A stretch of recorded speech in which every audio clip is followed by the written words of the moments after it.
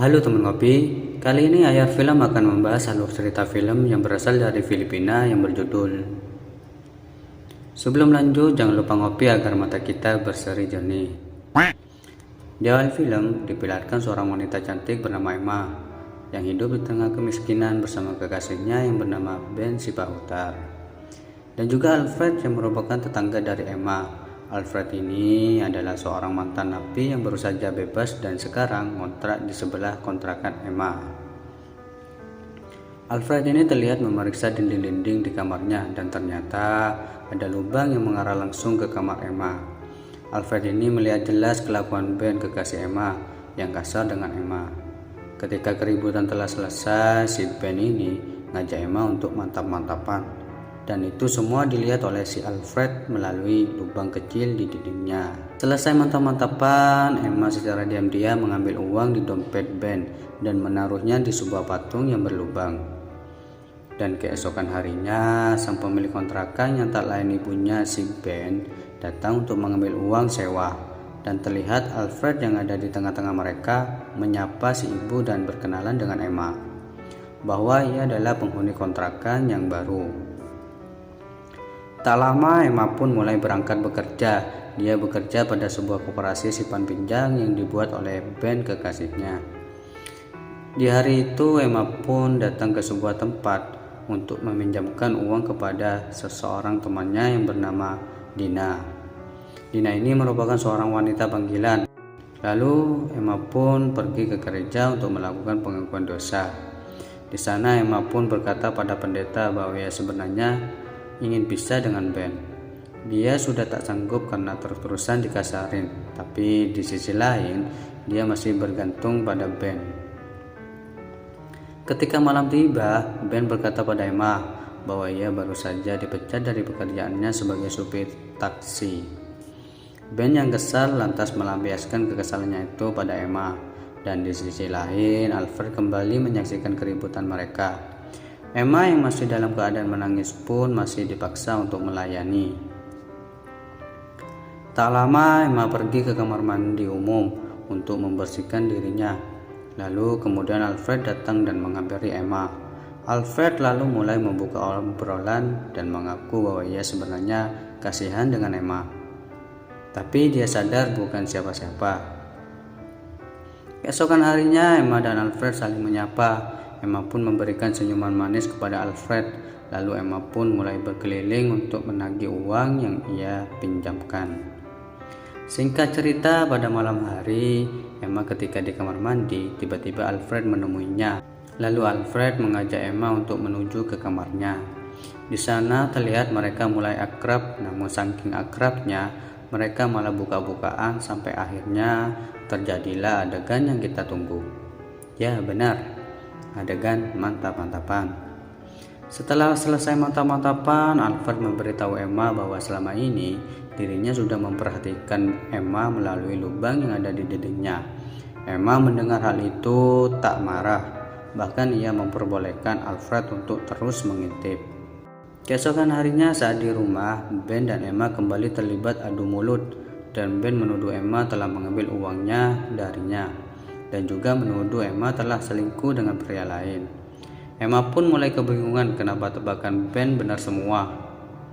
Emma pun mulai gelisah dan akhirnya dia mendatangi kontrakan Alfred untuk bercerita tentang masalah ini. Emma pun meminta Alfred untuk membawanya pergi dari kota ini. Akhirnya mereka pun membuat sebuah rencana untuk bisa melarikan diri dengan aman dari Ben. Singkat cerita, pada keesokan harinya Emma pun mempersiapkan rencananya. Dia berniat memberikan Ben minuman yang telah diberikan obat tidur. Namun ternyata Ben curiga pada Emma. Ketika minuman itu diberikan kepada Ben pura-pura meminumnya dan dia pun pura-pura tertidur. Lalu ketika Emma menyadari bahwa Ben sudah terlelap, dia pun mempersiapkan diri untuk pergi dari sana.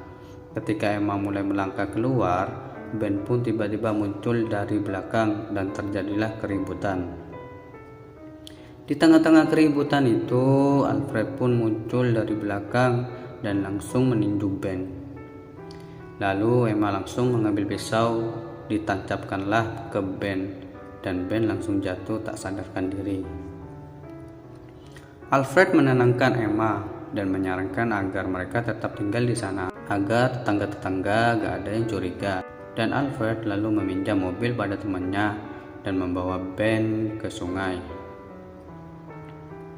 Di sisi lain, Emma membersihkan tempat kejadian untuk menghilangkan bukti-bukti.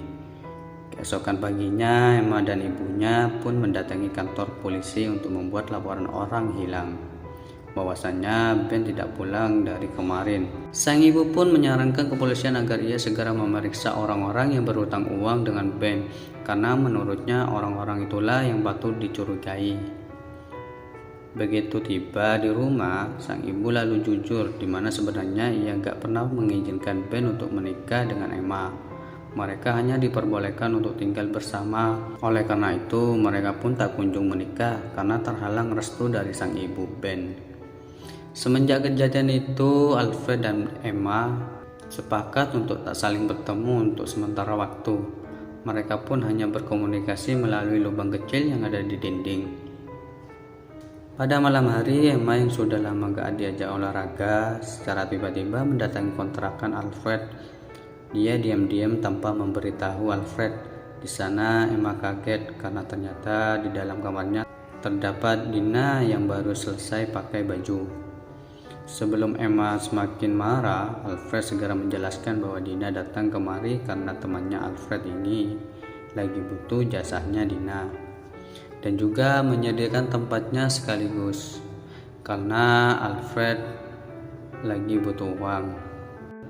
Lalu Alfred pun meminta Emma untuk bekerja keras seperti Dina. Awalnya Emma menolak, tapi Alfred mengancam bahwa ia akan melaporkan kejadian tentang Ben kepada ibunya dan juga polisi. Tanpa pilihan pun, Emma harus menuruti semua perkataan Alfred dan juga memenuhi kebutuhan nafsu-nafsu pria. Alfred yang awalnya dinilai baik oleh Emma, ternyata sekarang malah lebih buruk dari Ben. Keesokan harinya, Emma kembali mendatangi gereja untuk melakukan pengakuan dosa.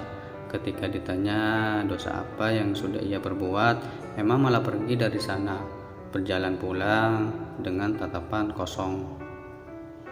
Malam harinya, ketika Emma sedang berada di rumah, dia dikejutkan dengan kemunculan Ben. Emma pun ketakutan karena mungkin dia mengira bahwa Ben adalah hantu dengan wajah pucat. Ben pun berkata bahwa ia bukan mimpi. Emma pun menangis dan meminta maaf kepada Ben. Ben berkata bahwa ia akan memaafkan Emma jika Emma mau menolongnya untuk membalaskan amarahnya kepada Alfred dan memancing Alfred datang ke rumahnya. Tak lama, Emma pun mulai memanggil-manggil Alfred dengan nada yang sedikit menggoda, dan dia menyuruhnya untuk datang ke rumahnya dengan cepat. Alfred pun akhirnya segera menuju ke sana, dan begitu sampai sana, Alfred pun dibuat lemas dengan Emma yang rupanya sangat jago dalam berolahraga. Di saat itulah Ben pun muncul dan mulai sikat Alfred. Di sini Emma ternyata menginginkan agar mereka saling adu tinju karena di matanya keduanya merupakan laki-laki yang sama-sama tak baik.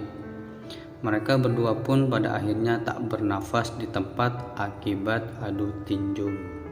Keesokan harinya, para polisi pun mulai berdatangan dan Emma pun pura-pura membuat keterangan palsu dengan mengaku bahwa dirinya adalah korban. Dengan sangat-sangat meyakinkan, Emma pun berhasil mengelabui polisi dan juga ibu Ben. Di akhir film, Emma pun memutuskan untuk pergi dari kontrakannya dengan damai dan tanpa ada kecurigaan sedikit pun, dan film pun selesai.